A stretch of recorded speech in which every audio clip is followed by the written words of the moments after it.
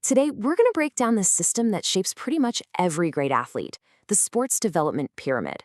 You can think of it as the hidden blueprint that shows how someone goes from just messing around on a playground all the way to standing on a world-class podium. I mean, seriously, when you watch an Olympic champion or a World Cup winner, have you ever really stopped to think, how did they get that good?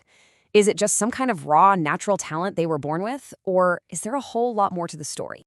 Well, it turns out that this kind of incredible success is almost never an accident.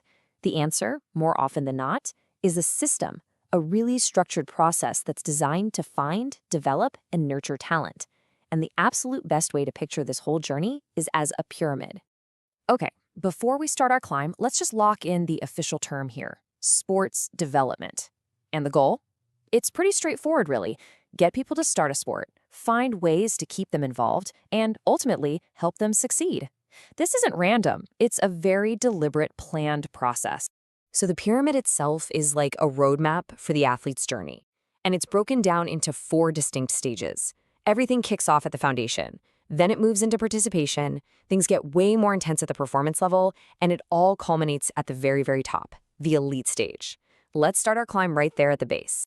All right, we begin at the foundation.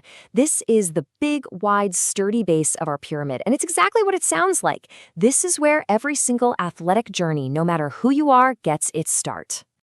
The foundation stage is all about those first experiences.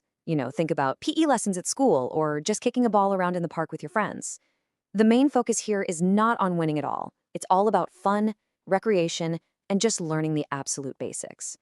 And because of that, this is by far the biggest level, with the most people involved. And having that wide base is absolutely vital, because a positive first experience in sports, it's everything. The more people who give it a try and actually have a good time, the greater the chance that some of them will get inspired to keep going and progress up that pyramid. Okay, let's start moving up. We're now heading into the middle of the pyramid, and this is where the whole mindset starts to shift. We're moving away from just playing for fun and towards the idea of competing to win. This brings us to the participation stage. This is where people start to choose 1 or 2 sports they really like and begin to join organized activities, like a local club or a team at a leisure center. Enjoyment is still a huge factor, don't get me wrong, but that added structure, well, it provides a really clear pathway to the next, more serious level. And right here is where we see a massive shift in focus. In the participation stage, you're still kind of exploring and having fun, but once you step up into the performance stage, your focus narrows a lot. It becomes way less about trying new things and much more about specializing and, well, winning. So in the performance stage, things get really serious. Training is no longer casual. It's regular, it's structured, it's deliberate.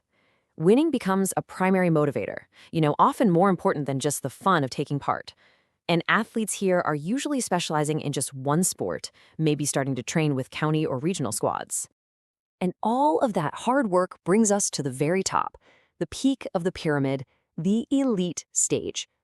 This is that exclusive level that all those athletes on the lower stages are dreaming of and striving to reach.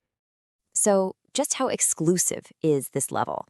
Well, of all the people who started way back at the foundation, we're talking about a tiny, tiny fraction.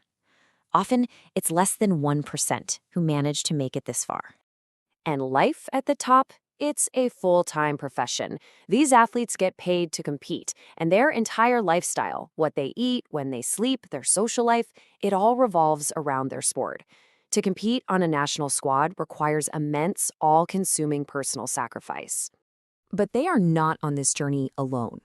Elite athletes are surrounded by a whole team of experts, the best coaches you can find, physiotherapists, medical staff, sports scientists, the whole shebang, all working together to optimize every single aspect of their performance.